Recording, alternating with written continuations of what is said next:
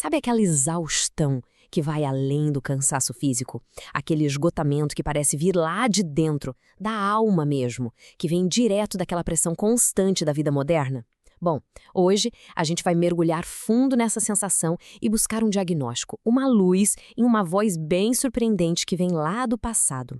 E o ponto de partida é esse aqui, bem direto. A gente vive num palco. Seja nas redes sociais, no trabalho, na vida, parece que existe uma exigência contínua para a gente apresentar uma versão ideal de nós mesmos. Estamos sempre, de alguma forma, atuando para uma plateia. E é aqui que a coisa fica séria. Qual é o preço que se paga por essa performance sem fim? O que essa atuação constante faz com a nossa energia, com a nossa paz de espírito? Então, nossa primeira parada é aqui. Vamos entender o burnout, esse cansaço crônico, não como uma falha pessoal, mas como o resultado direto de viver como atores na nossa própria vida, sempre gerenciando uma imagem. E aqui estão as fontes que drenam a nossa energia. Pensa bem, não é só o trabalho que esgota, é o trabalho de manter a aparência.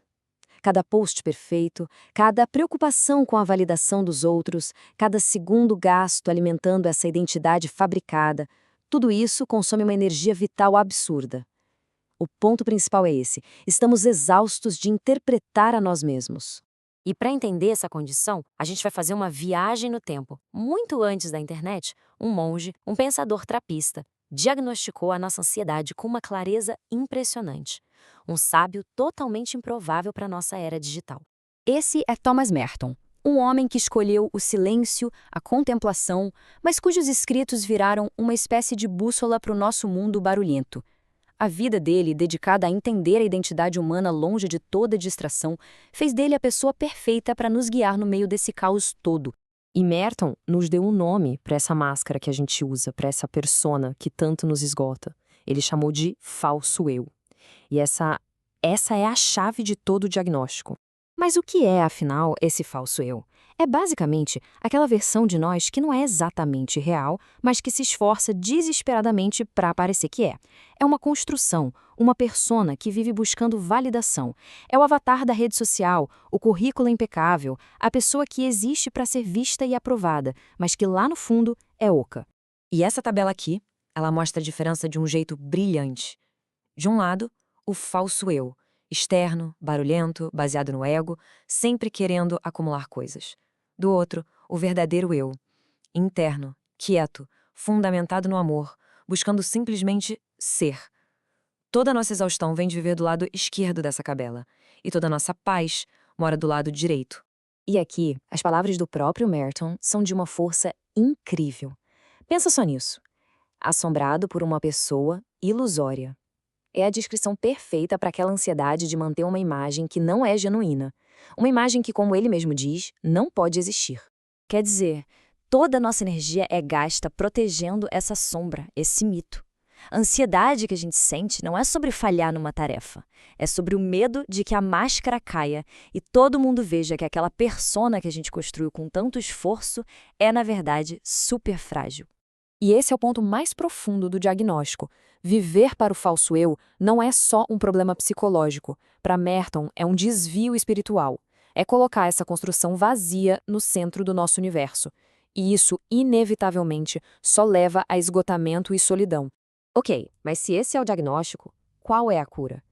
É a partir daqui que o tom muda. A gente deixa a exaustão da performance para trás e começa a buscar um caminho de alívio, de libertação. A solução, segundo Merton, não é construir uma máscara melhor ou mais convincente. É descobrir o que já existe por baixo dela. Existe uma parte de nós que não precisa de performance, que não se abala com a necessidade de validação. E é aí que mora a nossa esperança. O verdadeiro eu não é algo que a gente cria, é algo que a gente descobre. É quem a gente é quando para de se esforçar tanto para ser alguém. É a identidade que não precisa de palco, não precisa de curtida, não precisa de aprovação. Ela simplesmente é real. E como se encontra esse verdadeiro eu? A resposta de Merton é radicalmente simples: saindo do falso eu. É um ato de abandono, de largar a performance. E esse despertar não acontece no barulho dos aplausos, mas na quietude do silêncio interior. E isso nos leva à nossa última parte, o caminho prático para essa paz, para essa liberdade que a gente sente quando finalmente tira a máscara. O caminho é bem direito. Primeiro, a honestidade de reconhecer a máscara pelo que ela é, uma ilusão. Segundo, cultivar o silêncio de propósito, sabe? Criar um espaço interno livre do barulho da validação externa. E por fim, o ato de coragem de se render, de parar de atuar e simplesmente permitir que o nosso eu autêntico apareça. E no centro de tudo está isso, o silêncio. Não um silêncio vazio, mas um silêncio fértil, que permite que a nossa verdade interior finalmente seja ouvida, bem longe das exigências da plateia. E a gente termina com essa pergunta para reflexão. Imagina só por um momento o alívio, a libertação, a paz imensa de saber que quem a gente realmente é não depende de ser visto, de ser aplaudido ou validado. Uma identidade que simplesmente é. E isso talvez seja a verdadeira cura para nossa exaustão.